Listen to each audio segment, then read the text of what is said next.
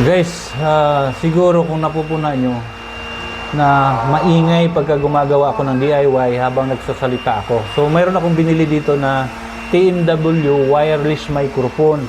So, tingnan mo kung gaano siya ka-effective siya. So, ito yung normal na voice niya.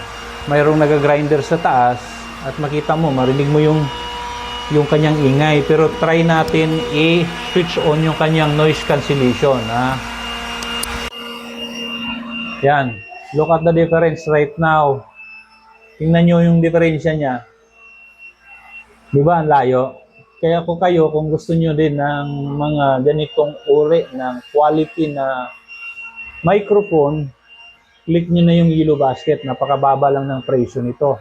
Unlike dati, talagang napakamahal ng mga sinaunang wireless microphone na nagsilabasan. At nagpasalamat tayo ngayon kasi mayroong inilabas si TMW na ganitong unique na microphone. Tingnan no, naka-ano lang siya, naka-clip lang siya, magnetic lang kasi yan.